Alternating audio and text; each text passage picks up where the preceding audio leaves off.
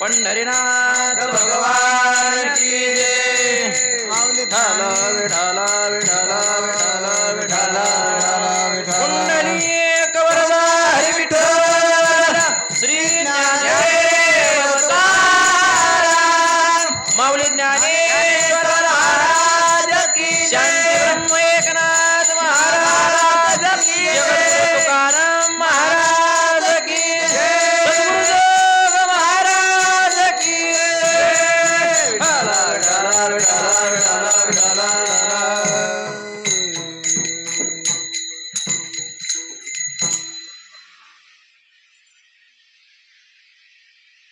न देखीजे ऐसे केले, न देखीजे ऐसे केले या विठ्ठली दुःखासी कृपेची या सिंहासनी अधिष्ठानी बैसविले.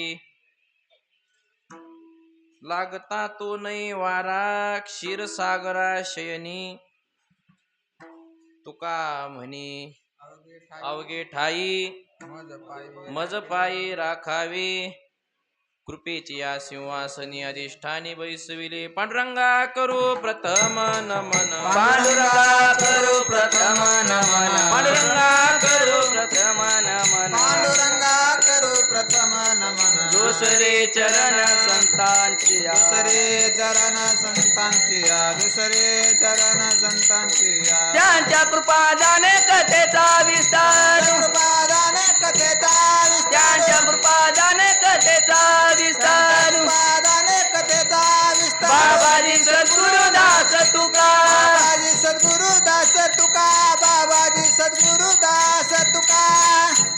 कस्तुरी तिलकम ललाट पटले वक्षस्थने कौस्तुभम नासाग्रे वरमुक्तिकं करतले वेणुकरे कंकणं सर्वांगी हरिचंदनं सुललितं कंठे च मुक्तावली गोपस्त्री परिवेष्टितो विजयते गोपाल चूडामणि शरच्चंद्रबिंबाननं चारुहासं लसत्कुंडलाक्रांतगंडस्थलांगं जपारागबिंबाधरं कंजनेत्रं परब्रह्मलिंगं भजे पांडुरंगं. नमामि सद्गुरुं शान्तं सच्चिदानंद विग्रहं पूर्णब्रह्मपरानंद मीशमालंदी वल्लभं. नमो ज्ञानेश्वरा, नमो ज्ञानेश्वरा. निवृत्ती उदारा सोपान देवा मुक्ताबाई नमो त्रिभुवन पावनी आद्यत्रय जननी देवाचे. ओम नमो सद्गुरु निर्गुणा पार नाही तव गुणा बसोनी माझी आरसना हरिगुणा वर्णवी शरण शरण एकनाथा, एकनाथा शरण शरण एकनाथा, शरण शरण एकनाथा,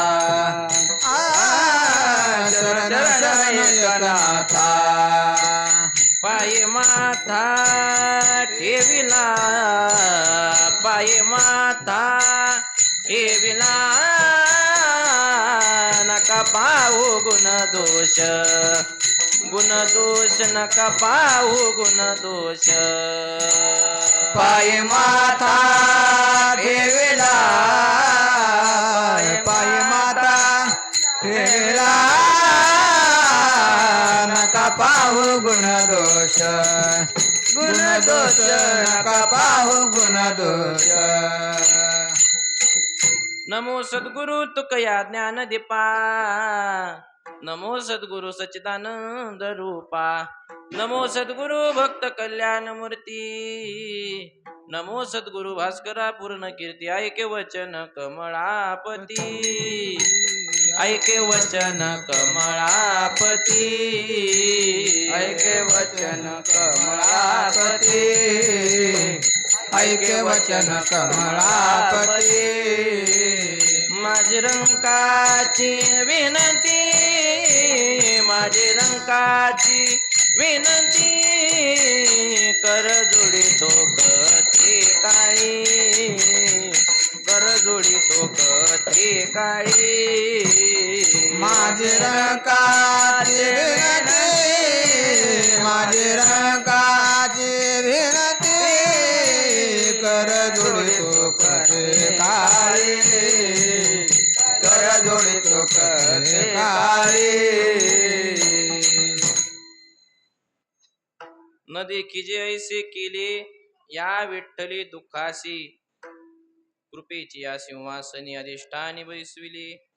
प्रस्तुत कीर्तन रूपी सेवेकरता निवडलेला अभंग महान भगवत भक्त वैराग्याचे शिरोमणी देहूचे सुप्रसिद्ध साधू श्रीमंत श्री श्रीमान जगद्गुरु तुकाराम महाराजांचा असून या अभंगातून जगद्गुरु तुकाराम महाराज आयुष्यभर केलेली साधना आणि त्या साधनेनं प्राप्त झालेलं जे फळ आहे त्या फळाविषयीची मीमांसा करतात. काय फळ मिळालंय आपल्याला जीवनामध्ये ते सांगतायत. विठ्ठल विठ्ठल विठ्ठल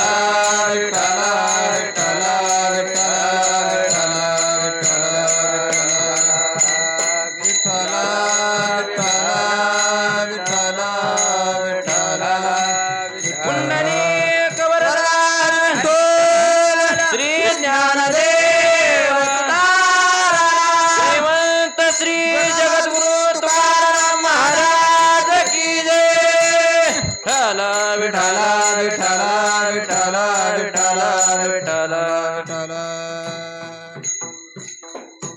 अभंगाकडे वळण्यापूर्वी अल्पसा परिहार देणं अगत्याचा तो म्हणजे असा की सालाबाद प्रमाणे याही वर्षी बीजेचा कार्यक्रम आपल्या मठामध्ये आहे. आता कार्यक्रम बीजे निमित्त हे सर्वांनाच माहिती आहे. आज सदेह तुकाराम महाराजांनी वैकुंठ गमन केलं. दिव्य दिवस आहे आज. आजचा दिवस वारकऱ्याची दिवाळी. दिवाळी विठ्ठल विठ्ठल विठ्ठल हो, वारकरी दिवाळी मानत नाही. मानत नाही हा भाग वेगळा. वास्तविक पाहिलं तर वारकऱ्याची काय आज दिवाळी आहे. दिवाळी साधन केलं तुकाराम महाराजांनी. असं साधन केलं की सदेह वैकुंठाला गेले तुकाराम महाराज. हा देह कसा आहे, कुचका आहे, सडका आहे. या देहाला वैकुंठात काय स्वर्गात सुद्धा सदेह आपण जाऊ शकत नाही. त्रिशंकू नावाचा राजा होता. रामायणामध्ये कथा येते. सत्यव्रत त्याचं नाव. रामाचा पूर्वज त्रिशंकू त्याला नाव पडलं. त्याला सदेह वैकुंठ स्वर्गाला जायचं होतं, वैकुंठाला नाही. कुठं जायचं होतं? स्वर्गाला जायचं होतं. त्याला वाटलं मला स्वर्गाला सदेह नेहीन असा कुणीतरी एखादा ऋषी असेल. पण ब्रह्म ऋषी त्यांचे कुलगुरु कोण होते रामाचे? इक्ष्वाकू पासून मनू पासून कोण होते? वशिष्ठ ऋषी होते, ब्रह्म ऋषी होते. त्यांच्यात इतकी शक्ती होती. त्यांच्या शक्तीचं सामर्थ्याने त्यांनी त्याला स्वर्गातही नेऊन घातलं असतं. पण त्याने विनंती केली की महाराज मला शरीर कुठं जायचंय? स्वर्ग लोकाला जायचंय. मला स्वर्ग लोकाला सशरीर तुम्ही काय करा, तुमच्या तपोबलाने म्हणा, यज्ञ करून म्हणा, मला काय करा, वरती पाठवा. वशिष्ठाने सांगितलं हे सृष्टीच्या नियमाच्या विरोधात आहे. मी सशरीर तुला स्वर्ग लोकाला पाठवू शकत नाही. याने काय होईल? माझ्या पुण्याचा क्षय होईल. कारण देवाने वेदाने शास्त्राने जे सांगितलेलं आहे, निषिद्ध कर्म केल्याच्या नंतर पाप लागतं. शास्त्र सांगेल ते सांडावे, ते राज्यहित तृण मानावे. शास्त्राने सांगितलं तर काय सांगितलं? राज्य जर गवताप्रमाणे त्याला काडी लावायचे सांगितले तर त्याला काडी लावावं. शास्त्राने सांगितलं. ज्ञानोबा राय सांगतात विष जरी शास्त्र म्हणते तुझ्या हितात आहे पी, मरण आलं तरी चालेल, पण शास्त्राने सांगितल्यावर विष सुद्धा प्यायचं सांगितलं. मग शास्त्र काय सांगतंय? हा देह घेऊन आपण स्वर्ग लोकाला जाऊ शकत नाही. वशिष्ठाने हेच सांगितलं. कुणाला? त्या त्रिशंकू राजाला, सत्यव्रत राजाला. पण त्याने ऐकलं नाही. त्याला वाटलं म्हातारं झालेलं, याची बुद्धी भ्रष्ट झाली. आता वशिष्ठाला विचार करण्याची त्यांच्या मस्तिष्कामध्ये क्षमता राहिली नाही. मग त्यांचा मुलगा शक्ती मुनी, त्या वशिष्ठ ऋषीचे मुलगा कोण? शक्ती ऋषी. त्या शक्ती ऋषीकडे हा सत्यव्रत राजा गेला आणि सत्यव्रत राजाला सांगितलं, त्या शक्ती मुनीला म्हटलं की मी तुम्हाला इतकं धन देईन की तुमच्या पिढ्याना पिढ्या बसून खातील. फक्त मला काय करा, सशरीर स्वर्गाला पाठवा, सशरीर स्वर्गाला पाठवा. त्या राजानं त्या ऋषीनं सांगितलं हे शास्त्राच्या विरुद्ध आहे. म्हणे हे तुमच्या पित्यानेही मला सांगितलं. मग पिताश्री काय म्हटले? म्हणे पिताश्रीनं तुमच्या सांगितलं की शास्त्राच्या विरुद्ध आहे, सशरीर जाऊ शकत नाही, शास्त्र हे सांगत नाही, देवाने ब्रह्मदेवाने हे सांगितलेलं नाही, मग मी सशरीर कसं घालू? पण मग तुमच्या पित्याची आता म्हातारपणाला काय झाली, बुद्धी ढळली म्हणे, ती बुद्धी क्षीण झालेली आहे. त्याच्यामुळे तुम्ही तरुण आहात, अभ्यासू आहात, ज्ञानी आहात, म्हणून तुमच्या पित्याला बाजूला ठेवा. आता इथून पुढे मी तुम्हाला कुलगुरू पदावर आरूढ करतो. कशावर आरूढ करतो? इक्ष्वाकू वंशाच्या, रघुवंशाच्या, सूर्यवंशाचा कुलगुरू तुम्हाला करून टाकतो तुमच्या पित्याला काढून. पित्याबद्दल आपशब्द ऐकल्याच्या नंतर शक्ती मुनीला राग आला आणि राग येऊन सांगितलं जा त्रिशंकू हो. त्रिशंकू हो म्हणजे काय? त्याला 3 ठिकाणी डागलेलं असतं, 3 चिन्ह असते त्याच्या कपाळावरती. म्हणजे चंडाल. चंडाळ कुणाला म्हणते तर स्मशान भूमीमध्ये चिता रचण्याचं जे काम करतो, अत्यंत नीचाहून नीच जे सांगितलेलं आहे त्याला काय म्हणतात? चंडाळ म्हणतात. चंडाळ होण्याचा शाप दिला. विठ्ठल विठ्ठल विठ्ठल विठ्ठल विठ्ठल विठ्ठल. हो. राजा चंडाळ झाला. चंडाळ झाल्याच्या नंतर त्या राजाला त्या त्रिशंकूनं काय केलं? चिता रचली जंगलामध्ये जाऊन, आणि त्या चितेमध्ये मी काय करतो आता? अग्निदहन करतो. असल्या जगण्याचा फायदा काय? आत्महत्या करण्याचे ठरवली. कारण एक तर तो राजा होता, राजा पदावून पतित होऊन तो कोण झाला? चंडाळ झाला. त्याला गावात कुणी ओळखीना, अयोध्ये नगरीमध्ये सुद्धा कुणी ओळखीना, आणि जंगलामध्ये आत्महत्या करण्याकरता गेला. पण त्याच जंगलामध्ये विश्वामित्र तपश्चर्या करत होते. विश्वामित्राने सांगितलं, हात धरला, काय झालं, कशामुळे आत्महत्या करतो? अरे आत्महत्या करणं हे पाप आहे. आत्महत्या करणं पाप आहे. जो आत्महत्या करतो त्याला परत जन्म घेऊन कर्म फेडीत बसावं लागतं. विठ्ठल विठ्ठल विठ्ठल विठ्ठल. विठ्ठल विठ्ठल. आमचे बाबा सांगतात ही आत्महत्या करणं म्हणजे आत्महत्या नाहीच आहे. आत्मा मरतच नाही, आत्मा अमर आहे. ही काय आहे? देह हत्या आहे. देह हत्या. मूर्ख आहे आत्महत्या करणारे. काय करतात? देव दुर्लभ मनुष्य देह प्राप्त झालेला आहे. 84 लक्ष फिरून कुठं यावं लागतं? मग लागे वारा मनुष्य देहा. असा देव दुर्लभ मानव देह लाभला, आणि त्या मानव देहाला फासावर लटकायचं म्हणजे किती मूर्खपणा आहे. कशासाठी दिलेला आहे? भजन करण्याकरता देह दिलेला आहे. भोजन गोमोटा देव दिला देह भजन गोमटा. देव दिला देह भोजन गोमोटा. देव दिला देह भजन गोमाटा. पुढे झाला पाटा बालिकेचा तो हा झाला पाटा. बालिकेचा तो या झाला पाटा. बालिकेचा तो या झाला पाटा. देवी दिला देह भजना गोमटा. ते माग भोजन चालू असल्यामुळं ते भोजन ध्यानात आलं. देवी दिला देह भजना गोमटा तोया झाला फाटा. कशा करता देह दिलेला आहे? भजना करता देह दिला. आणि मनुष्य काय करतो?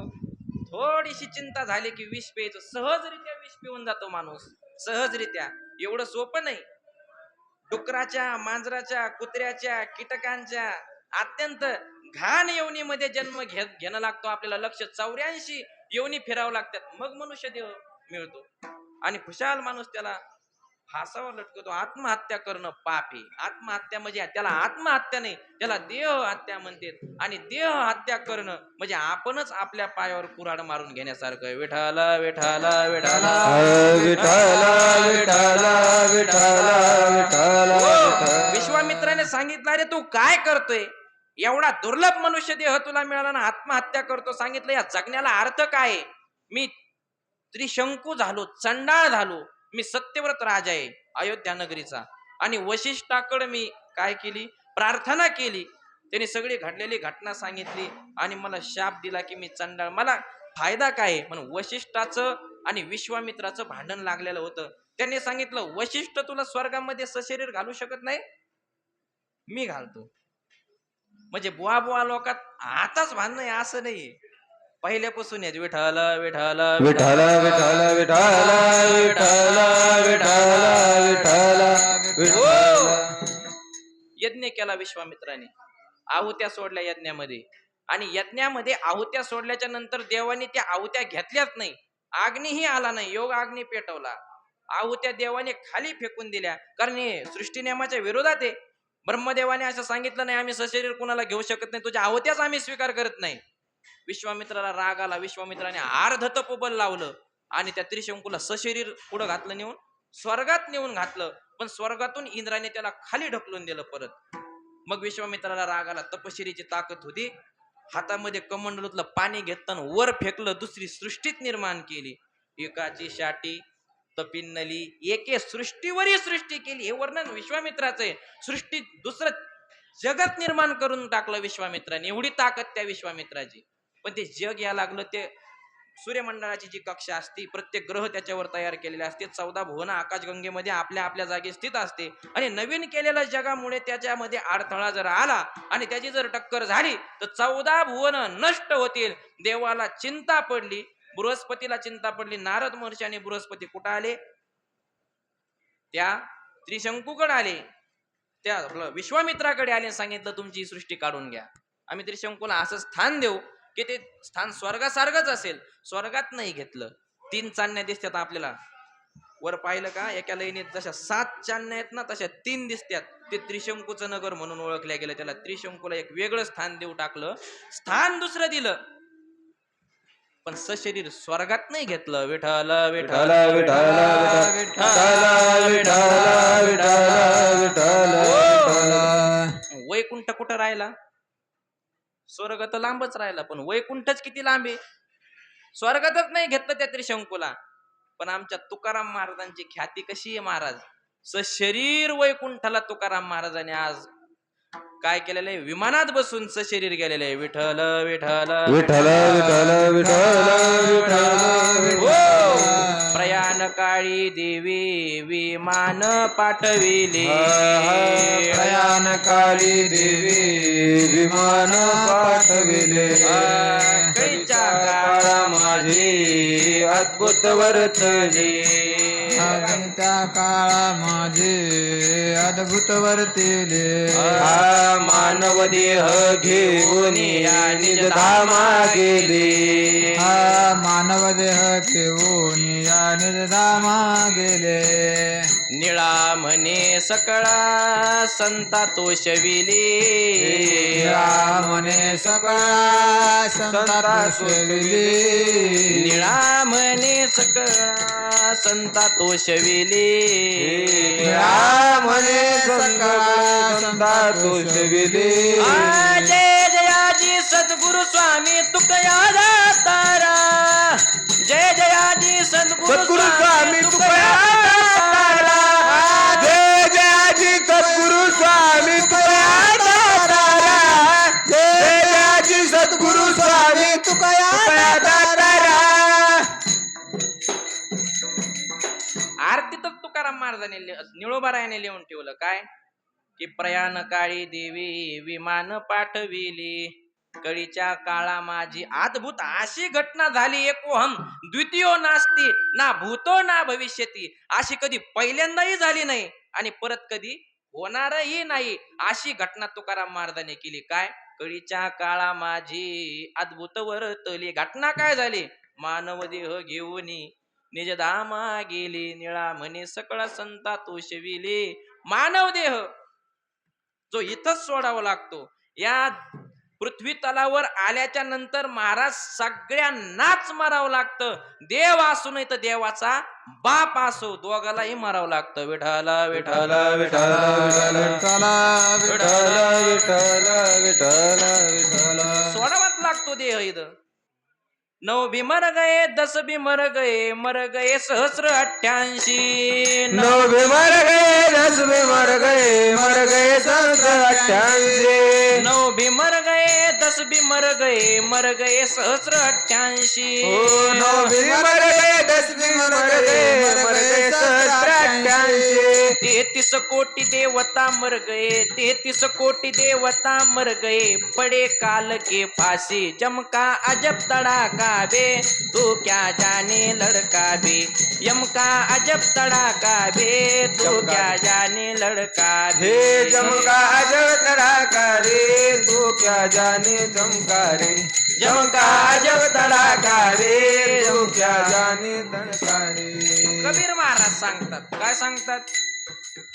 पीर मर गए, पैगंबर मर गए जिंदा जोगी, जपी तपी सन्यासी मर गए हकीम रोगी, यम का अजब तड़ाका बे, तू क्या जाने लड़का। राजा असो, रंक असो, संन्यासी असो, जपी असो, तपी असो, परत पुढचं वर्णन काय केलंय? 9 भी मर गए, 10 भी मर गए सहस्र 88, ज्या सहस्र 88 ऋषीचं वर्णन केलं ना, 88 सहस्र ऋषी दिवटे तिष्ठते, मर गए सहस्र 88, मर गए सहस्र 88, 33 कोटी देवता मर गए. कोणते 33 कोटी देव? 33 कोटी देव म्हणजे 33 कोटी म्हणजे करोड नाही. बरेच लोक आपल्याला म्हणतात 33 कोटी देव आहेत बुवा, तुमचे किती देव आहे? म्हणजे 33 कोटी म्हणजे 33 प्रकार. कोटी नाम प्रकार, कोटी शब्दाचा अर्थ होतो प्रकार. कोणते कोणते 33 कोटी? 11 रुद्र, 12 आदित्य. किती झाले? 11 आणि 12 किती झाले? 23 झाले. 2 अश्विनी कुमार किती झाले? 25 झाले. अष्टवसू किती झाले? 33 झाले. असे 33 प्रकारचे देवे. हे 33 कोटी देवता मर गए. शेवट ब्रह्मा मरतो. इंद्र 14 इंद्र झाल्याच्या नंतर ब्रह्मदेवाचं काय होती? 1 दिवस होतो, तो मरतो. असे कितीतरी ब्रह्मदेव झाल्याच्या नंतर विष्णुदेवाची एक घटिका होते, म्हणजे एक पापणी लवते. विष्णू ही मरतो आणि विष्णू भगवान तर कितीतरी कोटी करोड वर्ष जगल्याच्या नंतर असे 7 बार जन्मून मरतात विष्णू भगवान. त्यावेळेस शंकर भगवान सुद्धा काय होतात? ब्रह्मामध्ये विलीन होऊन जातात. विठ्ठल विठ्ठल विठ्ठल विठ्ठल विठ्ठल विठ्ठल. हो, आता ते काय संख्या माझ्या ध्यानात नाही किती आहे, पण मूळस्तंभ नावाचा ग्रंथ आहे आणि त्या मूळस्तंभ नावाच्या ग्रंथामध्ये हे आलेलं आहे की शंकराचं आयुष्य किती आहे, विष्णूचं किती आहे, इंद्राचं किती आहे, ब्रह्मदेवाचं किती आहे. असं म्हणजे सगळ्याला या ठिकाणी मरावंच लागतं. म्हणजे दिव्य शरीर घेऊन येणाऱ्याला सुद्धा देह काय करावा लागतो? जरी तो इथं नाही सोडला तरी पंचभूतात प्रकाश स्वरूपाने का होईना काय करावं लागतो? विलीन करावं लागतो. पण जगद्गुरु तुकाराम महाराजांची ख्याती कशी आहे महाराज? सशरीर कुठे गेले? वैकुंठाला. कुणीच नाही दुसरा कोणताच संत वैकुंठाला सशरीर नाही. विठ्ठल विठ्ठल विठ्ठल विठ्ठल विठ्ठल विठ्ठल विठ्ठल विठ्ठल. मग तुकाराम महाराजाने वैकुंठाला जाण्याकरता साधन केलं. बीजेनिमित्त आपण पाहिलं, पण तुकाराम महाराजांनी जो अभंग सांगितलेला आहे, अभंगाचा भाव पाहायला लागेल ना. तुकाराम महाराजांनी अभंग असं सांगितलं की मी आयुष्यभर जे साधन केलं त्या साधन रूपाने मला फळ काय मिळालं. साधना केल्याच्या नंतर फळ काय मिळालं, मग त्याच्यासाठी आपल्याला आधी पाहावं लागेल साधन कशाला म्हणतात, फळ कशाला म्हणतात, साधन कोणतं करायला पाहिजे आणि तुकोबर आहे तुम्ही साधन केल्याच्या नंतर तुम्हाला फळ काय मिळतं. असे 4 प्रकारचे प्रश्न आहेत. विठ्ठल विठ्ठल विठ्ठल विठ्ठल विठ्ठल विठ्ठल. साधन कशाला म्हणतात? साध्यापर्यंत जाण्याचं जे काय, जे काही वस्तू आहे त्याला काय म्हणतात, जे काही गोष्ट आहे त्याला काय म्हणतात? साधन म्हणतात. साध्यापर्यंत जाण्याकरता आता इथून मंदिरामध्ये आपल्याला जायचंय, इथून मंदिरामध्ये जायचंय, जाण्याकरता काय करावं लागेल? चालावं लागेल. म्हणजे चालणं हे काय झालं? क्रिया झाली. आणि चालत जाण्याला काय लागतात? पाय. लांगडा जाऊ शकतो का? लांगडा जर त्याला त्या गाडीवर जाणं लागेल, मग ती गाडी लांगड्याची काय झाली? साधन झालं ना. आपलं काय झाले? पाय साधन झाले तिथपर्यंत जाण्याचं, याला साधन म्हणतात. पण जर विचार केला, हे साधन अनेक प्रकारचे सांगितलेले, वेगवेगळ्या प्रकारचे साधन सांगितलेले. मग नेमकं आपल्या संतांनी कोणत्या साधनाचा अवलंब केला? साधन कशाला म्हणतात कळलं. साध्य काय आहे? साध्य एकच आहे, साध्य आहे ब्रह्म. आणि तिथं जाण्याचे साधन अनेक आहेत. साधन कशाला म्हणते हे तुम्हाला कळलं ना. इथून आपल्याला विठ्ठलाच्या मंदिरामध्ये जायचं, मग आपण गाडीनं जाऊ शकतो, पै जाऊ शकतो, मोटरसायकलीवर जाऊ शकतो, उडत जाऊ शकतो किंवा सायकलीवर जाऊ शकतो. अनेक प्रकारचे साधन आपल्याला मंदिरापर्यंत जाण्याकरता मिळू शकतात. मंदिरापर्यंत जाण्याकरता मंदिर हे साध्य झालं, तसं ब्रह्म हे साध्य आहे. आणि साधन त्याच्याकरता जे लागतंय, जी गोष्ट त्या ब्रह्मापर्यंत जाण्याकरता लागते, त्याला साधन म्हणायचं. विठ्ठल विठ्ठल विठ्ठल विठ्ठल विठ्ठल विठ्ठल विठ्ठल विठ्ठल विठ्ठल पुंडलिक वरदा हरी विठ्ठल श्री ज्ञानदेव तुकाराम माऊली ज्ञानेश्वर महाराज की जय. जगद्गुरु तुकाराम महाराज की जय. तुकाराम महाराजांनी साधन केलं, पण नेमकं तुकाराम महाराजांनी कोणतं साधन केलं, हा एक प्रश्न आहे. कारण साधन अनेक प्रकारचे सांगितले. तप आहे, जप आहे, यज्ञ यागादी कर्म आहेत, अनुष्ठान आहेत आणि भक्ती आहे.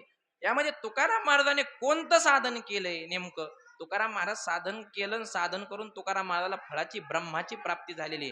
या ठिकाणी तुकाराम महाराजाला काय फळ मिळाले?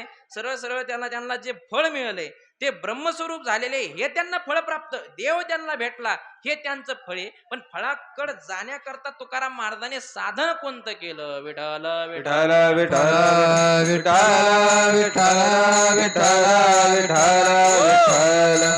तुकाराम महाराजांनी जर आपण थोडं पाहिलं तर आपण ज्ञानोबारायांच्या पावलावर पाऊल टाकून चालणारे लोक. ज्ञानोबाराय शंकराचार्याच्या पायावर पाऊल टाकून चालणारे, आणि शंकराचार्य व्यासांच्या पायावर पाऊल. व्यास शंकराचार्य, माऊली ज्ञानोबारायने तुकोबाराय.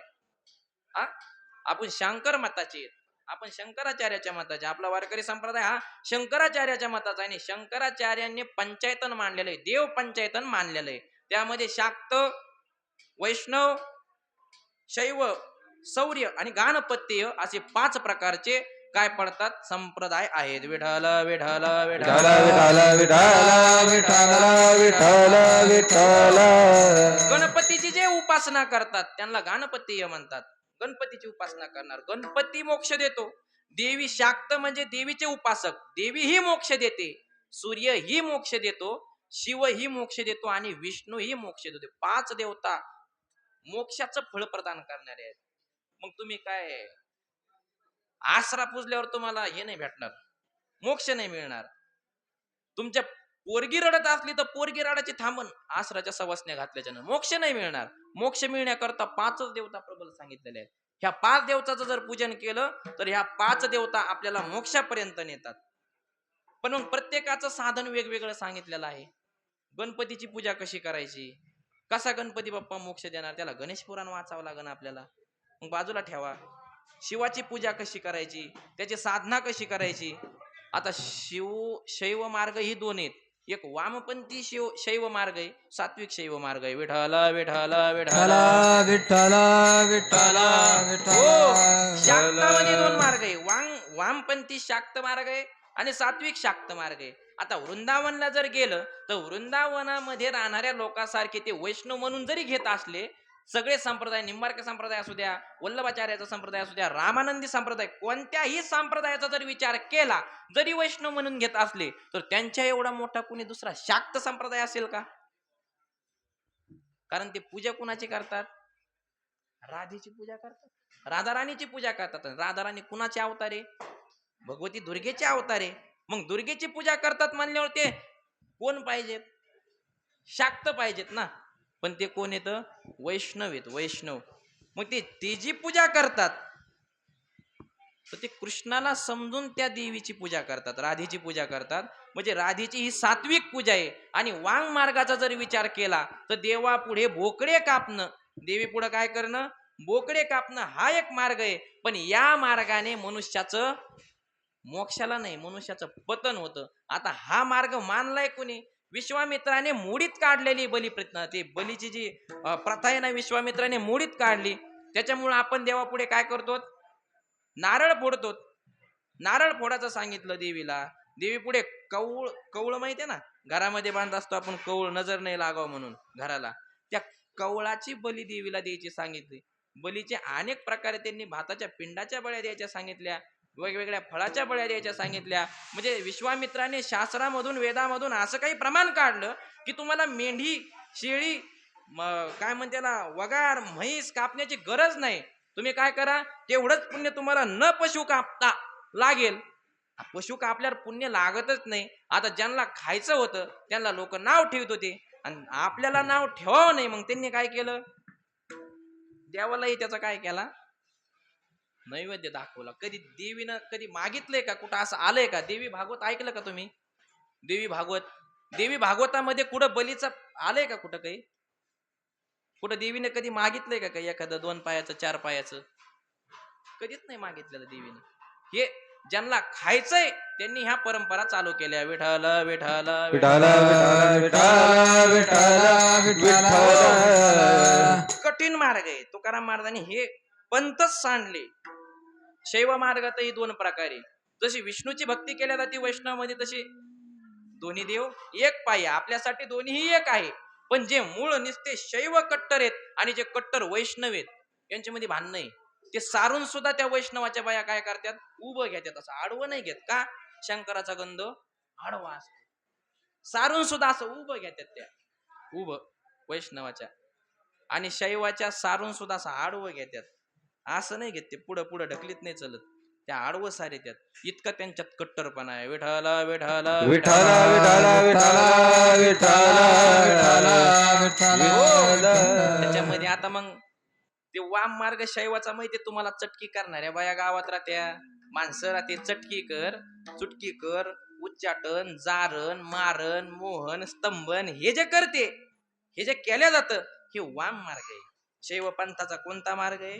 वाम मार्ग आहे. शैव पंथाचा जर मूळ मार्ग पाहिला, सात्विक पाहिला, शिवनाम शीतळ मुखी, शिवीबा कापडी रे, भगवंताचं नामस्मरणच करतात ते पण कुणाचं करतात? शिवाला आराध्य मानून शिवाचीच पूजा करून कैलास लोकाच्या प्राप्तीची इच्छा जो करतो त्याला काय म्हणायचं? शैव. वैष्णवही ती इच्छा करू शकतो, वैष्णव करू शकत नाही असं नाही. आपण विठ्ठलामध्ये नरहरी महाराजाला भगवान शिवाचे उपासक होते, पण माप घ्यायला गेल्याच्या नंतर कमराला, विठ्ठलाच्या कमराला धरलं, माप घेतलं साखळीचं त्या, आणि त्यांना काय भासलं त्या विठ्ठलाच्या मूर्तीवर?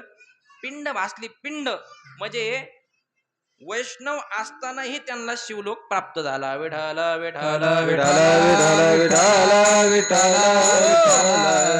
सूर्य उपासक प्रभू रामचंद्र हे सूर्याचे उपासक, सूर्यवंशीत त्यांना होतं, सगळे सूर्याचे उपासक. भानुदास महाराज सूर्य उपासक सौर्य होते. एकनाथ महाराजांचे पंजोबा भानुदास महाराज, ज्यांनी मूर्ती आपली कर्नाटकावरून इकडं आणली, ते कुणाचे उपासक होते? सूर्याचे उपासक होते. सूर्याची उपासना करायचे, सौर्य होते. आणि आपण कोण आहेत? आपला वारकरी संप्रदाय माऊली ज्ञानोबारायाने रचिला, ज्ञानदेवी रचिला पाया. वारकरी संप्रदाय हा कोणत्या पंथामध्ये येतो? वैष्णव. आपण वैष्णव आहेत, आणि आपण आशे वैष्णव नाही, आपण शैव वैष्णव आहेत. विठ्ठल विठ्ठल विठ्ठल विठ्ठल विठ्ठल विठ्ठल विठ्ठल. म्हणजे आपल्यामध्ये हरी आणि हर यांच्यामध्ये भेद नाही मानलेला. जर भेद मानला तर त्याला नरक सांगितलेला आहे नाथ महाराजांनी. भेद मानायचाच नाही यांच्यामध्ये. दोन्ही देव एक पायी, तया ऐक्य तुझे नाही. एकच पाहिजे दोन्ही. ज्याला शिवाची प्राप्ती करायची त्याने पिंडीमध्येच काय पाहिजे? त्याने सगळीकडे ते पिंड पाहिजे. विठ्ठला पुढे गेला, हा शिवच उभा आहे. देवी पुढे गेला, हा शिवच उभा आहे. आपुला तो एक देव करून घ्या म्हणले ना, तर तुम्हाला असं नाही सांगितलं त्याने की दुसऱ्या देवाचं दर्शन नका घेऊ. म्हणजे दुसऱ्या देवाच्या दर्शनाला जरी गेले तर त्या देवात आपण ज्या देवाला बसतो त्याला पहा. देवीमध्ये जरी गेले तर त्या शंकराला पहा, तुम्हाला शंकराची प्राप्ती होईल. आणि जर तुम्ही विठ्ठलाचे भक्त असतान तर पिंडीमध्ये जरी दर्शनाला गेले शिवाच्या, तर तुम्ही अशी उभी मूर्ती पहा ना विठ्ठलाची. देवीकडे जरी गेले तरी तुम्ही विठ्ठलाची मूर्ती पाहत्यात. आसराच्या जरी सवासण्या घातल्या तरी त्यात तुम्ही असं समजा की आम्ही विठ्ठलालाच जीव घातलं, प्रसन्न होत्यात आसरा. असं काही नाही. म्हणून ज्याला ज्या देवाची प्राप्ती करायची त्याने त्या देवाला सगळीकडे पाहिलं पाहिजे. पण या देवाच्या प्राप्ती करता वेगवेगळे मार्ग सांगितलेले आहेत, आणि त्यामध्ये तुकाराम महाराजांनी कोणतं साधन केलंय बाबा हे आपल्याला बघायचंय. बाकीचे पंथ जर पाहिले तर या पंथामध्ये साधना ह्या खराब आहेत, चांगल्या साधना नाही करू शकत ते लोक. त्या साधनामध्ये आडी अडचणी आहेत. आणि आपल्या वैष्णवामध्ये जरी पाहिलं तरी साधन अनेक प्रकारचे सांगितलेले आहेत, पण अनेक प्रकारचे साधन हे फार कठीण आहेत. फार कठीण साधन आहेत, वेगवेगळ्या प्रकारचे साधन आहेत. जप असेल, तप असेल, अनुष्ठान असेल, यज्ञ यागादी कर्म असेल, हे साधन जर पाहिले तर हे अत्यंत कठीण आहे. मग तुकाराम महाराजाला विचारलं, तुम्ही साधन कोणतं केलं? तुकाराम महाराजांनी सांगितलं, मी काय केलं? तर मी नाम साधन भक्ती केली. आम्ही केली. सांडोनी उद्वेग, आम्ही भक्ती केली. भक्ती सोडता आम्ही एक गावे आम्ही विठोबाचे नाम, एक गावे आम्ही विठोबाचे नाम, एक गावे आम्ही विठोबाचे नाम, एक गावे आम्ही विठोबाचे नाम, अनेका पे काम नाही आता, अनेका पे काम नाही आता, मोडून वाटा सूक्ष्म दुस्तर, मोडून वाटा सूक्ष्म दुस्तर, अनेका पे काम नाही आता, अनेका पे काम नाही आता, मोडून वाटा सूक्ष्म दुस्तर, मोडून वाटा सूक्ष्म दुस्तर, एक गावे आम्ही विठोबाचे नाम. तुकाराम महाराजांनी सांगितलं, आम्ही दुसरे साधन केली नाही, तुम्ही करू नका. अनेक नका करू चेष्टा, वाल कष्टावर पडे सुखे करा हरिकथा सर्वता हे तारे. दुसरे साधन करायचे सांगितले नाही. मग हे साधन असे अत्यंत कठीण आहे. त्या मार्गाने तया दुःखाचीच शेल वाटा भागा आला, जायचं सांगितलं नाही. जपतप अनुष्ठान व्यर्थ कास या करणे, तीर्थव्रत यम नेम न लगे दैवता धरणे, आसन मुद्रा ज्ञान ध्यान न लगे वाराणसी मरणे, केशव माधव अच्युत वदता होय पातक हरणे. ओम नमो भगवते रामकृष्ण वासुदेव. काही करायची गरज नाही, ध्यान धारणा ते हे काहीच करा. एवढे मोठे योगी माऊली ज्ञानोबर आहे, ते सुद्धा सांगतात अष्टांग योगे नसिनी जे, अष्टांग योगे नसिनी जे, अष्टांग योगे नसिनी जे, अष्टांग योगे नसिनी जे, यमने मनिरोधन की जे रया, यमन की जे रया, यमने मनिरोधन की जे रया, यमन की जे रया, वाचा गीत गाई जे, वाचा गीत गाई जे, वाचा गीत गाई जे, वाचा गीत गाई जे, वाचा गीत गाई जे, वाचा गीत गाई जे, वाचा गीत गाई जे, वाचा गीत गाई जे, गाता वाता श्रवणी ऐकी जे राया. माऊली ज्ञानोबा आहे, एवढा मोठा योग साधला. त्याने सांगितलं की तुम्ही योग साधा, नाही सांगितलं. त्याने सांगितलं अष्टांग योगे नसिनी जे, हे करण्याची तुम्हाला गरज नाही. मग काय करा, भक्ती पंथ बहु सोपा, याच्यासारखं सोपं दुसरं काहीच नाही. पुण्य नागवे त्या पापा, येणे जाणे खेपा, येण्याची एक खंडती. भक्ती पंथ बहु सोपा, याच्यासारखा सोपा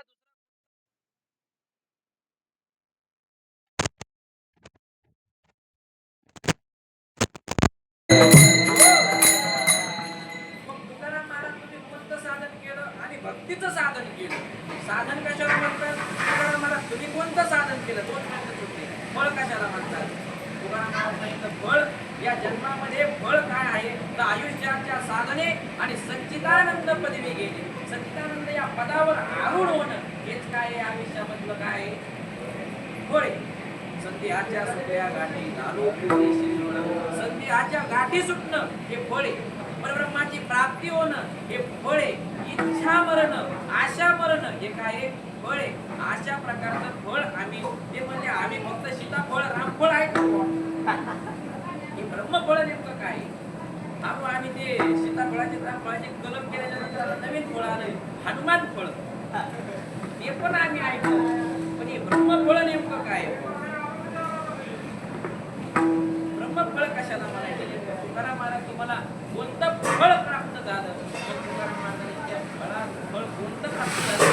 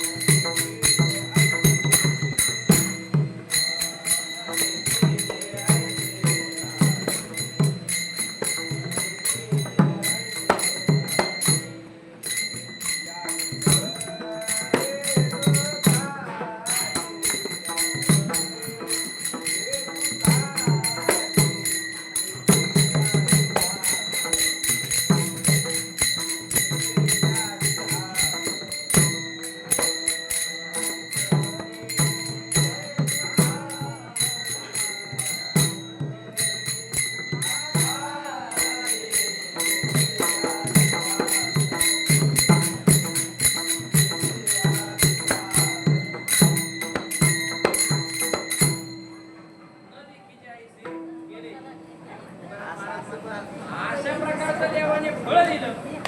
फळ कोणतं प्राप्त झालं की जे तुम्ही जीवनामध्ये कधी पाहिलंच नसेल.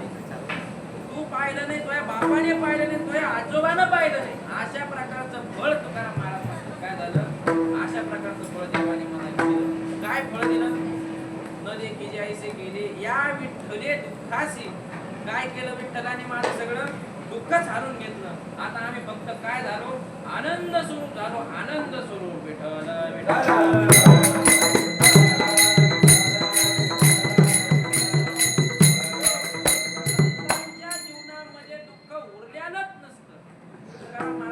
देवाने माझ्याकडे दुःख ठेवलं नाही.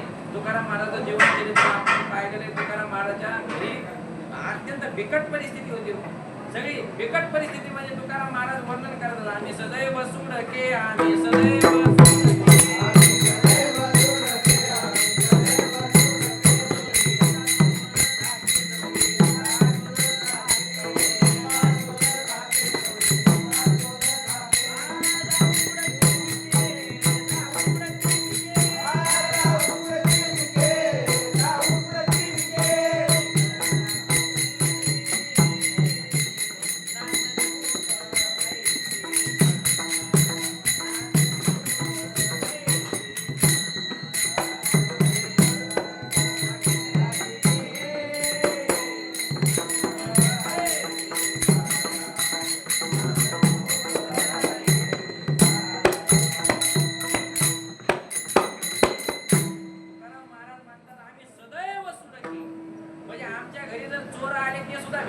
घरामध्ये चोराला काही आहे का?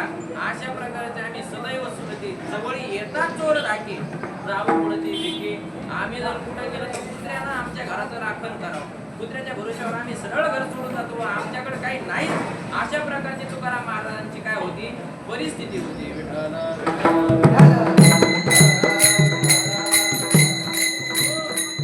एवढी बिकट परिस्थिती असताना एक बायको अन्न करून मेली. एक मुलगा ताप येऊन मेला. त्याला वैद्याकडे न्यायला पैसे नव्हते. तुकाराम महाराजाला घालायला अंगावर चांगले कपडे नव्हते. तुकाराम महाराजाला नव्हते याच्यात विशेष नव्हता. जिजामाताच्या अंगावर सुद्धा एक फाटकं लुगडं होते. आंघोळ करताना तेच काढायचं, धुवून पुन्हा परत तेच घालायचं. एवढी तुकाराम महाराजांची बिकट परिस्थिती. पण तुकाराम महाराज नेहमी लोकांना हसत दिसायचे, आनंदी दिसायचे. कधी तुकाराम महाराजांकडे बघा, विठ्ठल विठ्ठल तुकाराम महाराज. लोकांनी विचारलं, तुम्ही एवढं कष्ट असताना, एवढं दुःख असताना तुकाराम महाराज तुम्ही एवढे हसत कसे राहतात? तुकाराम महाराजांनी सांगितलं, न देखी जे ऐसे की, न देखी जे ऐसे गेले या विठ्ठले दुःखाचे. विठ्ठलाने काय केलं? माझं सगळं दुःख हरून घेतलं. अशा प्रकारे तुकाराम महाराजांची अवस्था झाली. म्हणजे दुःख, संतांना दुःख नसतं आणि ज्याला दुःख असतं तो संतच नसतो.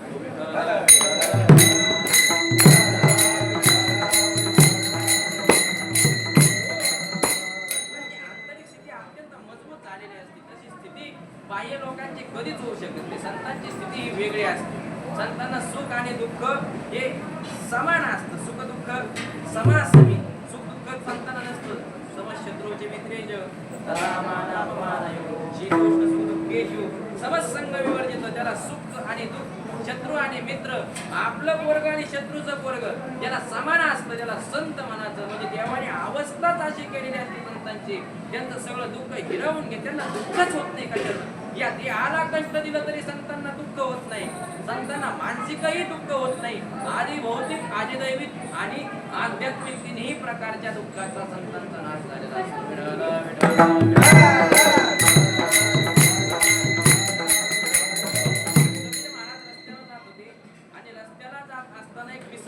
विठ्ठल, कबीर महाराजांच्या पाठीमागे सगळे लोक पळले. कबीर महाराज राम राम राम भजन करत चाललेले होते. त्या कुत्र्यानं कबीर महाराजांच्या पिंडीचा नचका तोडला, माणसाचा पिंडीचा. आणि एकदा नाही तोडला, दोनदा तीनदा तो परत यायचं, त्या पिंडीचा एक मासाचा तुकडा घ्यायचं, मागं जायचं, परत यायचं, परत ते 3-4 वेळा चावल्याच्या नंतर एका माणसाला दया आली, दुकानातून पळत आलो. कबीर महाराज, ते कुत्र तुमच्या पिंडीच्या मासाचा नचका तोडतंय, त्याच्याकडे बघा ना जरा, त्याला मारा ना. कबीर महाराज काय म्हणले? चमडा जाणे और कुत्ता जाणे. म्हणजे ज्यांना शरीरावर एवढं सुद्धा भान राहिलेलं नाही की आपल्या शरीराचा एखादं पिसळ कुत्रे नचका तोडते, म्हणजे शरीराला दुःख झालं का त्यांच्या? नाही झालं. अशा प्रकारचं आधी भौतिक जे दुःख आहे हे संतांचं काय नाहीसं झालेलं असतं. विठाल विठाल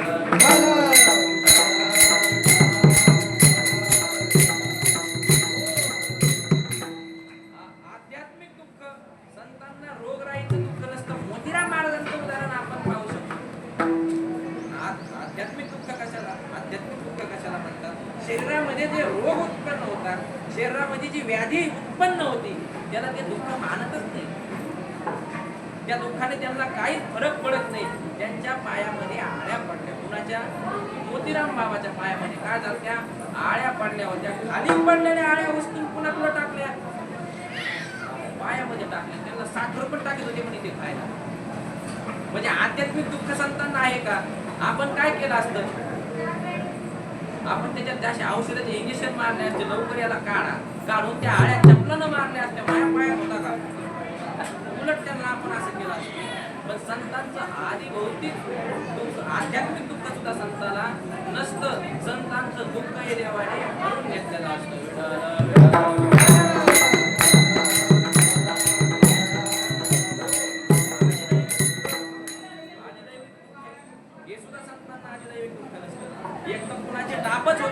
देवाची संतांना दुःख देण्याची, आणि संतांची एखाद्या देवाने परीक्षा जरी घेतली तरी ते आपल्या रस्त्यातून भटकत नाहीत. म्हणजे आदिदैविक जरी दुःख दिलं तर संत त्या दुःखाला दुःख मानित नाही. अशा प्रकारे न देखी जे ऐसे केले या विठ्ठली दुःखाशी, म्हणजे दुःखच आमचं देवाने काय केलं? काढून घेतला. भक्ताच्या प्रथम चरणाचा भाव. विठ्ठल विठ्ठल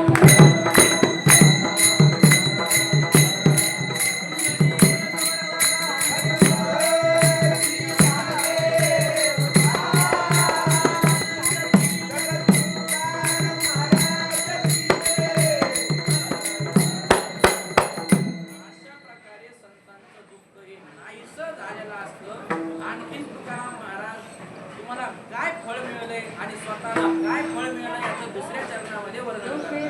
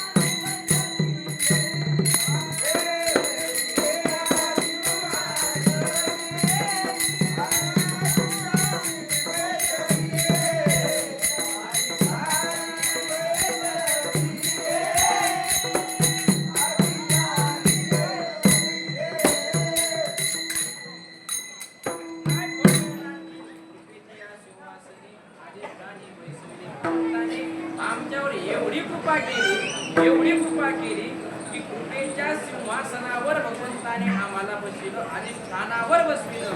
अधिष्ठान म्हणजे ब्रह्म हे सगळ्याला अधिष्ठान आहे. असं अधिष्ठान स्वरूप तुकाराम महाराज भगवंताला देवाने केलं.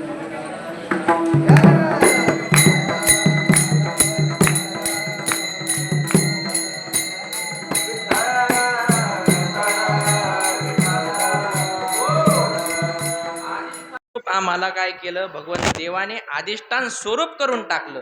तुकाराम महाराज म्हणतात, देवाची जर कृपा झाली, देव सखा जरी जग अवघे कृपा करी. देव जर सखा असला तर सगळं जग त्याच्यावर कृपा करण्याकरता असतं. अशा प्रकारे देवाने आम्हाला कृपेच्या सिंहासनावर बसवलेलं आहे आणि आम्हाला ब्रह्मस्वरूप करून टाकलं, अधिष्ठान स्वरूप करून टाकलेलं आहे देवाने. म्हणजे आम्ही ब्रह्मस्वरूप झालेलो आहे. ब्रह्मीभूत तुकाराम महाराज झालेच होते. ब्रह्मीभूत होय काया, कीर्तनामध्ये तुकाराम महाराज ब्रह्मीभूत होते ते याच्यात विषय नाही. सगळे होतात असं नाही, पण जे वारकरी ते होतात. पण मग तुकाराम महाराज कायमचे ब्रह्मस्वरूप झाले होते, कायमचा ब्रह्मानंद भोगत होते. अशा प्रकारच्या अधिष्ठानावर गेले. आणखीन काय फळ मिळालं अभंगाच्या तिसऱ्या चरणात, वाजता तो न लगे वारा, वाजता तो न लगे वारा, वाजता तो न लगे वारा, वाजता तो न लगे वारा. क्षीरसागराशयनी, क्षीरसागराशयनी,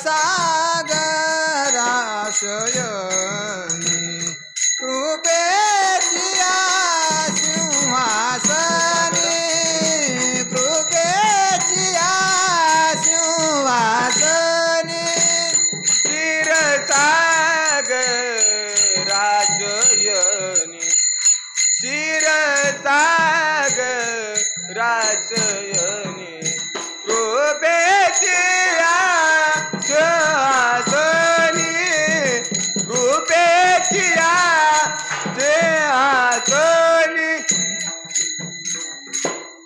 सांगितलं तुकाराम महाराजांनी. तर काय आणखीन अवस्था केली, तर लागता तो नाही वारा आणि क्षीरसागराशयनी, म्हणजे मला क्षीरसागराशयनी देवाने अवस्था प्राप्त करून दिली. क्षीरसागर शयन अवस्था म्हणजे क्षीरसागर हे वैकुंठाला म्हणतात आणि वैकुंठ ही एक अवस्था आहे. वैकुंठाचे 3 अर्थ होतात, त्यामध्ये अवस्था ही हा एक वैकुंठाचा अर्थ होतो. अशा प्रकारे मला या अवस्थेवर नेऊन घातलं. त्या ठिकाणी मायेचा वारा लागत नाही.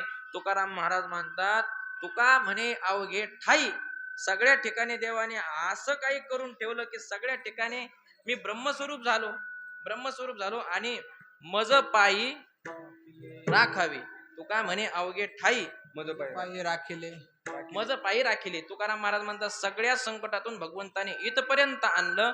असा अभंगाचा सरळ भाव आपण पाहिला. विठोबा रखुमाई, हा विठोबा रखुमाई, विठोबा रखुमाई, विठोबा रखुमाई, विठोबा रखुमाई, विठोबा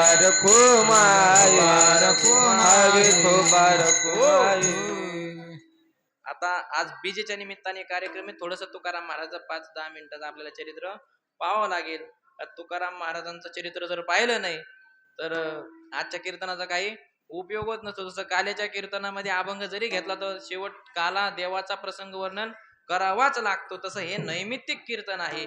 नैमित्तिक कीर्तनामध्ये ज्या निमित्ताने कीर्तन असतं त्या निमित्ताचं वर्णन शेवट केलंच पाहिजे. म्हणून बीजे निमित्त हा कार्यक्रम असल्यामुळे तुकाराम महाराजांचं चरित्र पाहावं लागणं अगदी अल्प 5-10 मिनिटात आपण बघून घेऊ. हे देहू गावामध्ये विश्वांबर बाबा नावाचे एक पुरुष होते. तुकाराम महाराजांचे 8वे पूर्वज मागचे. ते विश्वांबर बाबाचा जन्म देहू गावी झाला आणि देवाचे अत्यंत जवळचे लढीवाळ भक्त होते. कोण? विश्वांबर बाबा. 15 दिवसाला पायवारी करायचे. महिना वारकरी नव्हते ते, पंधरवाडा वारकरी होते. 15 दिवसाला, 15 दिवसाहून देऊला इथं यायचं म्हणजे 8 दिवसात यायचं, 8 दिवसात जायचं. परत 8 दिवसात यायचं आणि 8 दिवसात जायचं. आता महिना वारकरी कसं 15 दिवसात येतात आणि 15 दिवसात जातात, तसं ते 8 दिवसाला येऊन 8 दिवसात जायचे. म्हणजे 15 दिवसाला एक विठ्ठलाची पांडुरंगाची पंढरीची वारी करायचे. अशा प्रकारचे ते वारकरी होते. आणि थकल्याच्या नंतर त्याने सांगितलं, देवा आता मी येऊ शकत नाही. देवाने सांगितलं, तू जरी माझ्याकडे नाही आला, स्वप्नात जाऊन सांगितलं, तर स्वतः मी तुझ्याकडे येणार. देवाने सांगितलं, तुमच्या शेतामध्ये एका झाडाखाली तुळशी आणि बुक्का जिथं पडलेला असेल त्या ठिकाणी काय करा, खांदा, त्या ठिकाणी मी प्रगट होईन. त्याने त्या ठिकाणी खांदल्याच्या नंतर आतून काय झालं, विठ्ठल आणि रुक्मिणीची मूर्ती निघली. आणि ते त्यांनी त्यांच्या घरामध्ये स्थापनही केली. सगळे लोकही त्या ठिकाणी देऊचे होते. त्यानंतर मग पुढं त्यांच्या वंशामध्ये तुकाराम महाराजांचा जन्म झाला. त्यांना तुकाराम महाराजांचे वडील बोल्लोबा, त्यांनी देवाचं खूप ते पण वारकरीच होते, खूप देवाचे भक्त होते. आणि त्यांच्या स्वप्नामध्ये जाऊन एकदा देवाने सांगितलं, तिन्ही देव स्वप्नामध्ये आले, ब्रह्मा विष्णू महेश, आणि सांगितलं, आम्ही तिघही तुमच्या पोटी काय करणार आहोत, अवतार घेणार आहोत. मग ब्रह्मदेव हे कोण झाले, कान्होबाराय झाले.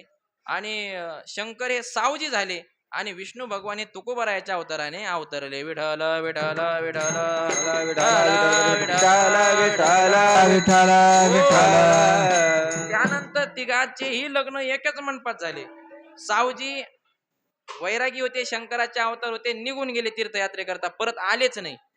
आणि तुकाराम महाराजांच्या खांद्यावरती सगळी संसाराची जबाबदारी पडल्याच्या नंतर तुकाराम महाराजांनी वडिलाचं जे छोटं दुकान होतं ते अत्यंत मोठं दुकान केलं. मोठा व्यापार चालू लागला तुकाराम महाराजांचा.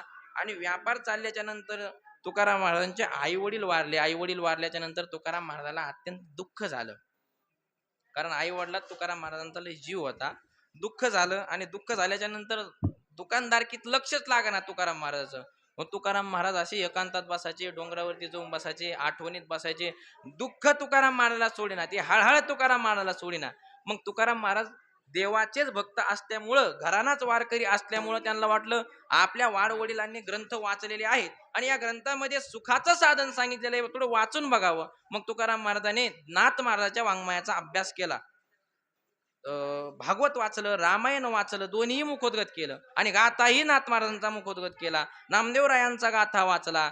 हे सगळं वाचल्याच्या नंतर तुकाराम महाराजांच्या लक्षात आलं की हे संसार कसा आहे, मिथ्या आहे. संसाराला लात मारायला पाहिजे आणि परमार्थाकडे सुखाची प्राप्ती करायची असेल तर परमार्थाकडे जावं लागेल. तुकाराम महाराजांनी सगळे दुकानदारकी सोडून दिली.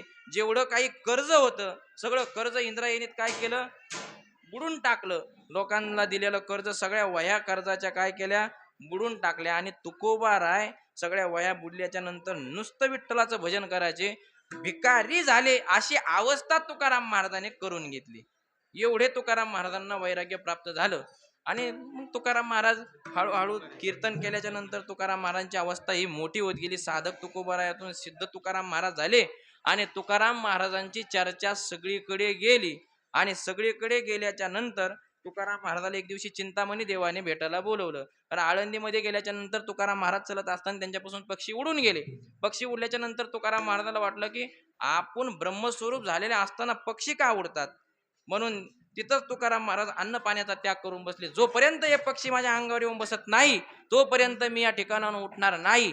पक्षी अंगावरती आले, अंगावरती येऊन बसले, सगळा वैरभाव समूळ नष्ट झाला पशु पक्षाच्या मनातून तुकोबाराविषयी. त्यावेळेस तुकाराम महाराज देऊला गेले. पण ही बातमी चिंचवड मधल्या चिंतामणी देवाला कळली. आणि चिंतामणी देवाने तुकोबारायाला भेटण्याकरता बोलवलं. तुकाराम महाराज चिंचवडला गेले. तिथं गेल्याच्या नंतर त्या देवाने मानसिक पूजा चालू होती, गणपतीची उपासक होते. आणि मानसिक पूजा चालू असताना त्यांच्या माळ्याने फुलाच्या बागाला पाणी दिलं नव्हतं.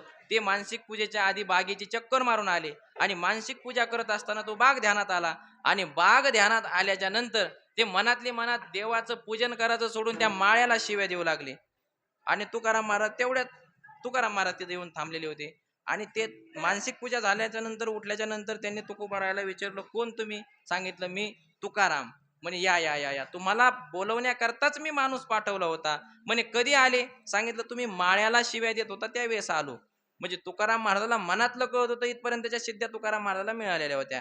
आणि मग तुकाराम महाराजांना जेवायला बसविल्याच्या नंतर सांगितलं तुकाराम महाराजांनी आणखीन 2 पात्र टाका. म्हणे कुणाचे सांगा, तुम्ही गणपतीचे उपासक आहे तुम्ही गणपतीला बोलवा, मी विठ्ठलाचा उपासक आहे मी विठ्ठलाला बोलवेल.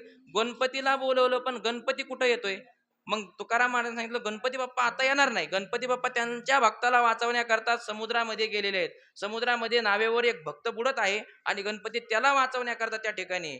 मग म्हणले असं तुम्ही कशावरून म्हणता?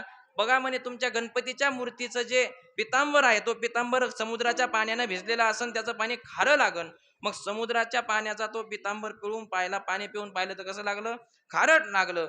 आणि मग विठ्ठलाला जेवायला बोलण्याचा आग्रह कुणी केला? चिंतामणी देवाने केला. विठ्ठल भगवंत आणि गणपती हे दोघही आले, त्यांच्या बरोबर जेवले आणि मग चिंतामणी देवाने त्यांना प्रश्न विचारला, तुकाराम महाराज हे आळंदीला घडलं जे पक्षी ते उडून गेलेले हे खरं आहे का बाबा? नेमकं तुम्हाला कशी अवस्था प्राप्त झालेली आहे आणि तुम्ही कोणत्या पदावर आरूढे? तुम्हाला शपथ आहे म्हणे पांडुरंगाची मला सांगा. तुकाराम महाराजांनी त्यावेळेस आपली मांडी फाडली. चिंतामणी देवाला तुकाराम महाराजांनी खरा लय मोठा साक्षात्कार दिलेला आहे. मांडी फाडली आणि मांडी फाडल्याच्या नंतर त्यामध्ये रक्त मांस हाड हे काही नव्हतं. त्याच्यामध्ये फक्त कापसासारखं दिसताना एक दिव्य प्रकाश होता. त्यांच्या आतमध्ये आपल्या शरीरासारखं हे दुर्गंधित काहीच नव्हतं. दिव्य काया झालेली होती तुकाराम महाराजाची. त्या ठिकाणाहून तुकाराम महाराज गेले. तुकाराम महाराजांनी सगळ्याला सांगितलं आता माझी जाण्याची वेळ झालेली आहे, पांडुरंग येणार आहे. आणि मग पांडुरंग कधी आले? दशमीच्या दिवशी पांडुरंग परमात्मा आले. आल्याच्या नंतर तुकाराम महाराजाच्या घरी काहीच नव्हतं. पाहुणे घराशी आजी आले ऋषिकेशी काय करू उपचार, काय करू उपचार, कोप मुडकी जर्जर दरदरीत पाण्या माझी रांदियल्या कन्या, मोडक्या त्या बाजावर वाकळाच्या शेजा, मुखशुद्धी तुका म्हणे मी मुखशुद्धी तुळशी दळ आणि तुका म्हणे मी दुर्बळ काहीच नव्हतं, कन्या केल्या. बघून भर पाण्यामध्ये मुठभर कन्या टाकल्या, एवढ्याच कन्या होत्या तुकाराम महाराजाकडे. त्या सुद्धा देवाने ग्रहण केल्या प्रेमाने. आणि पान नव्हतं देवाला खायला देण्याकरता तर तुळशीचं पान दिलं. तुकाराम महाराजांनी सांगितलं यानं तुमचं मुख शुद्ध करा म्हणे, मी दुर्बळ आहे, माझ्याकडे पंचपक्वान करावं अशी माझी सामर्थ्य नाही. एकादशीला देव म्हणला चला, देवाला सांगितलं देवा आम्ही वारकरी, एकादशीचं कीर्तन झाल्याशिवाय आम्ही जात नाही, म्हणून दशमीला आम्ही जात नाही. एकादशीला थांबल्याच्या नंतर तुकाराम महाराजांनी त्या टाळकऱ्याला सांगितलं आता आम्ही येतो म्हणल्यानंतर त्यांनी सांगितलं नाही, एवढा शिमगा झाल्याशिवाय जायचं नाही. मग शिमगा होऊन गेला आणि शिमगा होऊन गेल्याच्या नंतर या दिवशी बीजेच्या दिवशी द्वितीयेला तुकाराम महाराज निघण्याकरता तयार झाले. सांगितलं आता आम्ही जातो आमुच्या गावा, आमुचा राम राम घ्यावा. गरुड उभा होता. तुकाराम महाराज त्या गरुडापाशी गेले आणि सगळ्याला सांगितलं चला. तुकाराम महाराजांनी सांगितलं सगळ्यांना, म्हणले चला सोबत चला. पण कुणीही जायला त्यावेळी तयार झालं नाही. अहो साधारण मनुष्य तयार झाले नाही याच्यात नवल नाहीये. तुकाराम महाराजांचे जीवनभर ज्यांनी कीर्तन ऐकले असे 14 टाळकरी सुद्धा तयार झाले नाही. म्हणजे ही बुद्धी निर्माण कुणी केली त्यांच्या ठिकाणी? पांडुरंगाने केली. पांडुरंग कुणालाही सदैव न्यायचं होतं ना. पांडुरंग कशी ती बुद्धी निर्माण करेल? कारण ती बुद्धी निर्माण होण्याकरता त्याला भरपूर सामर्थ्य लागतं. पण तुकाराम महाराज मस्त संत आईच्या हृदयाचे असते, चला चला म्हणले, पण हा चतुरात्व शिरोमणी होता ना, याने कुणाच्या बुद्धीमध्ये असं म्हणजे निर्माणच केलं नाही की जावं. कोणी म्हटलं आमचे बायका पोरं मागे, पोराचे लग्न लागले, पोरीचे लग्न राहिले, असे वेगवेगळे कारण सांगून कुणीच गेलं नाही. तुकाराम महाराज गरुडापाशी गेले आणि गरुडापाशी काळ उभा होता. काळाला वाटलं शरीर तुकाराम महाराज देते ना आपल्याकडं. तुकाराम महाराज तो म्हणला तुकाराम महाराज शरीर. तुकाराम महाराज म्हणले खाली वाक म्हणे गरुडावर चढायला. तुकाराम महाराजने काळाला खाली वाकलं, त्याच्या मस्तकावर पाय देऊन वर बसले. आम्ही माथा दिला पाय जगा काळ खाय, आम्ही माथा दिला पाय. तुकाराम महाराज त्या गरुडामध्ये बसले आणि गरुडामध्ये बसल्यावर नंतर गरुड उडा लागला आणि तुकाराम महाराज लोक म्हणले तुकाराम महाराज आम्हाला आशीर्वाद द्या. तुकाराम महाराज काय म्हणले, कर्म धर्म तुमचे असावे कल्याण, घ्या मुझे वचन आशीर्वाद, तुमच्या कर्माने तुमच्या धर्माने तुमचं कल्याण असो. म्हणजे तुकाराम महाराज असं नाही म्हणले तू पापी असला तो कल्याण, तुझ्या कर्मानं जसं होईन तसं तुझं कल्याण. आणि पाहता पाहता गरुड गुप्त झाला. कुंडलिक वरदा हरी विठ्ठल श्री ज्ञानदेव तुकाराम श्रीमंत श्री जगद्गुरु तुकाराम महाराज की जय. अभंग ज्ञानेश्वर माऊली ज्ञानराज माऊली हरी ज्ञानेश्वर माऊली ज्ञानराज माऊली माऊली ज्ञानेश्वर माऊली ज्ञानराज माऊली तुकाराम ज्ञानेश्वर माऊली ज्ञानराज माऊली तुकाराम तुकाराम तुकाराम तुकाराम तुकाराम तुकाराम तुकाराम तुकाराम तुकाराम तुकाराम